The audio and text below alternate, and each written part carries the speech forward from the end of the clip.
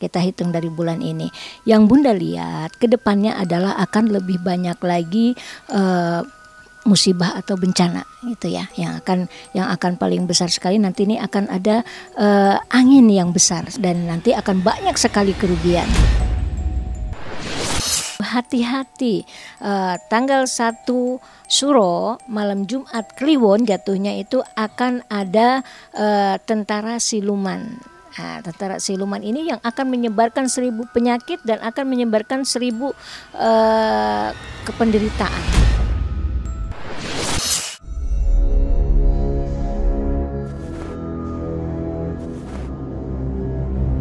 Bencana dan malapetaka terus terjadi. Susul menyusul tak berkesudahan. Setelah puncak digerus tanah longsor, hati-hati akan ada angin topan. Sementara itu bencana juga mengancam banyak daerah dengan bermacam-macam jenis bencana. 1 Suro yang jatuh di hari keramat Jumat Kliwon adalah pertanda buruk karena akan terjadi banyak bencana. Tapi benarkah hujan dan tanah longsor akan terus terjadi hingga tutup tahun? Jangan dulu berlalu, masih akan banyak keganjilan yang terjadi di sini. Dan jangan lupa subscribe, like, komen, dan share agar tak ada yang terasa ganjil di sekitar Anda.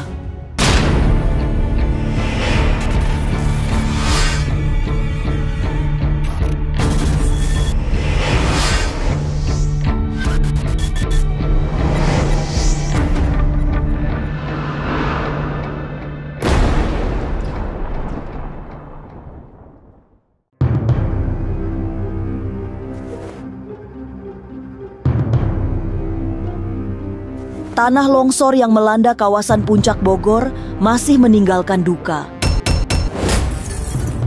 Sementara itu, hujan masih sangat sering turun dengan curah yang berlimpah.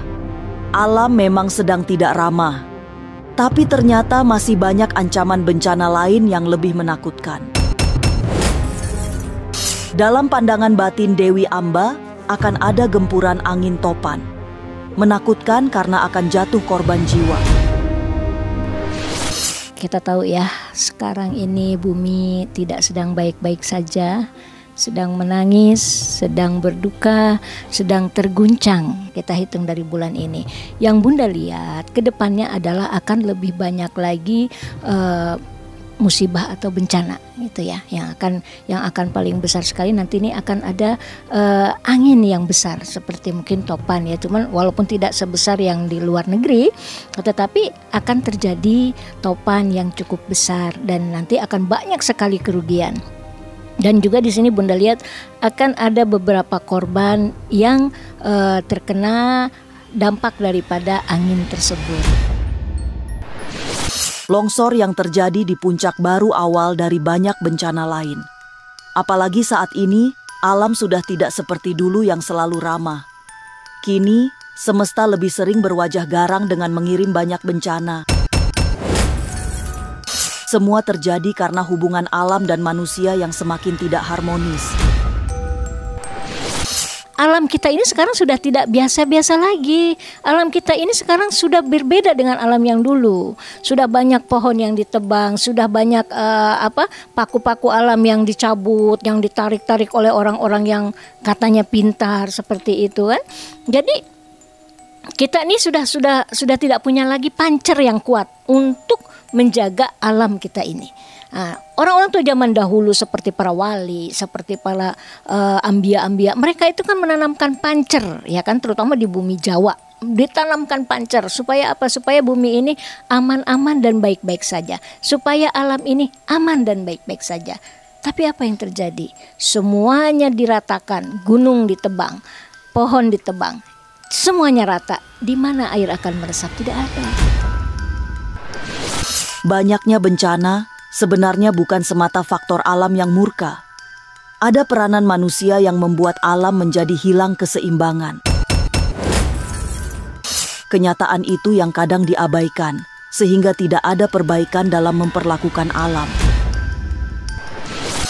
Hujan yang terus-menerus, kemudian terjadi gempa, longsor, dan sebagainya. Jangan menyalahkan alam, tapi salahkanlah manusianya itu sendiri. Tapi benarkah bencana yang melanda akan semakin aneh dan misterius? Apa yang menjadi penyebab? Jangan kemana-mana, tetap subscribe, like, share, dan komen agar tak ada yang terasa ganjil di sekitar Anda.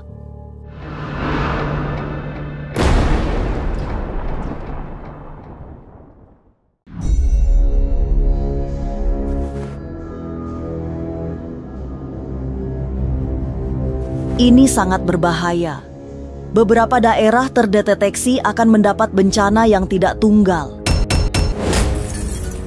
Selain bencana alam, sejumlah wilayah juga akan mengalami peristiwa lain yang tak kalah menakutkan. Malah ada pula yang kecelakaan maut. Kalau Bunda lihat sampai akhir tahun ini, kalau sampai jumbo udara atau sebagainya tidak ada ya. Kalau kecelakaan kecil mungkin ada, itu pun faktor kesalahan daripada manusia bukan alam.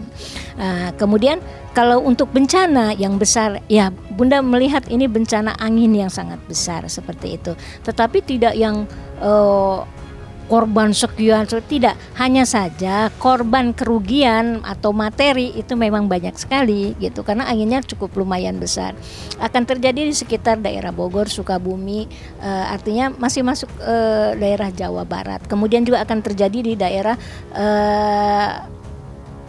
Lampung dan ke sana ya, lebih berjalan ke sana seperti itu. Dan itu akan terjadi tidak yang seperti gimana, tidak, walaupun anginnya besar, hanya saja korban materi ya, rumah dan pohon-pohon atau perkebunan itu pasti hancur.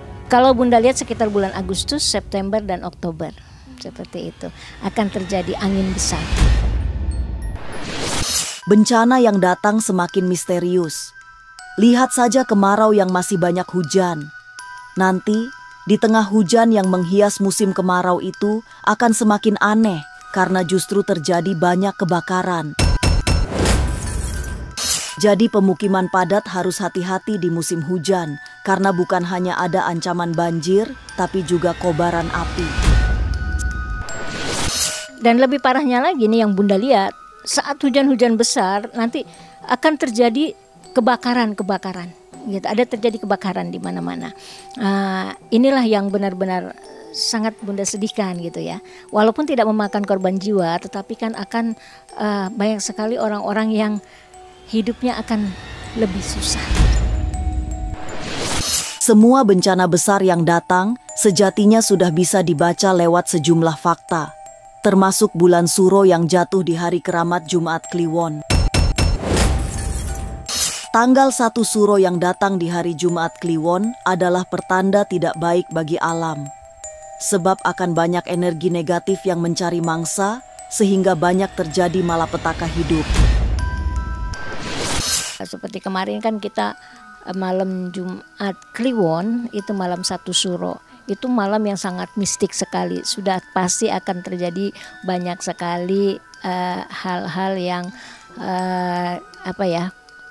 yang benar-benar merugikan kita lah, seperti itu. Karena Bunda juga sudah bikin status di situ, hati-hati.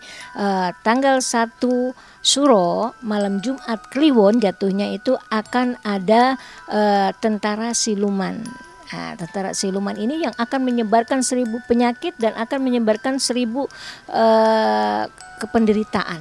Seperti itu. Nah, untuk penyakit nih sudah mulai loh ya, sudah banyak nih yang kena penyakit. Jadi pada malam-malam tertentu akan ada pasukan siluman ini yang menyebarkan penyakit-penyakit. Dan itu sudah terbukti loh, banyak yang sakit pada setelah malam 1 Suro. Lantas apa yang bisa dilakukan? Akankah alam kembali harmoni? Jangan kemana-mana, tetap subscribe, like, share, dan komen agar tak ada yang terasa ganjil di sekitar Anda.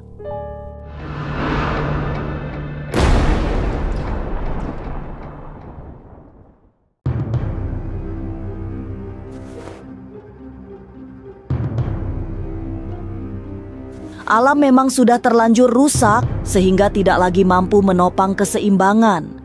Salah satu solusi adalah memperbaiki kerusakan agar tidak ada lagi kemurkaan. Selanjutnya, rawat hubungan spiritual dengan para leluhur yang selama ini ikut menjaga harmoni semesta. Memperbaiki alam ini dari segi artinya kita kemanusiaan, ya kan. Dari segi kebatinan, banyak-banyaklah kita berdoa kepada Allah supaya tidak terjadi hal bencana lagi, ya. Kemudian bagi para spiritual atau para supranatural yang memang bisa dan mengerti dan paham, cobalah kita melakukan dengan hal kegoiban. Kita berkomunikasi dengan para leluhur, bagaimana caranya supaya ini tidak akan berlanjut. Supaya alam kita ini, alam Indonesia ini menjadi lebih baik lagi dan semakin baik. Tidak ada yang bisa dilakukan selain pasrah. Selebihnya sekedar berusaha selamat dari malapetaka. Dewi Amba yang dikenal mempunyai ketajaman indera keenam, memberi beberapa cara agar selamat dari mara bahaya. Sejumlah langkah bisa dilakukan, termasuk menjalani ritual-ritual tertentu. Dan Bunda tahu hal semua itu, banyak sekali yang memberi kabar ke Bunda. Bun, gimana nih? Gini-gini, oke. Dan kemudian Bunda melakukan satu ritual. Dan memang tidak bisa ditolong hanya untuk satu orang saja. Ini memang terjadi, ya sudah, alam ini memang sedang bergejolak gitu. Makanya Bunda hanya menyarankan nih yang terkena sakit, demam, flu pilek dan sebagainya, ada supaya tidak berlanjut. Kalian mandilah menggunakan daun pandan, ya, 9 lembar daun pandan kalian ikat, taruh di air, kemudian segenggam garam kasar atau garam krosok, campurkan, mandilah dengan itu. Insya Allah kalian semuanya akan baik-baik saja menghadapi penyakit alam lah, ya, kalau kata Bunda seperti itu. Bencana memang tidak lagi bisa dibaca secara pasti. Semua hanya mengira-ngira, sebab yang tahu pasti hanya Tuhan, Sang Maha Mengetahui. Jadi semogalah kita selalu dilindungi dari semua bencana. Inilah ganjil yang akan menguak berbagai misteri di alam nyata dan tak kasat mata. Sampai jumpa pada episode selanjutnya dengan kisah-kisah ganjil. Setiap hari Senin, Kamis, dan Jumat pukul 5 sore. Tapi sebelumnya, jangan lupa subscribe, like, share, dan komen. Agar tak ada yang terasa ganjil di sekitar Anda.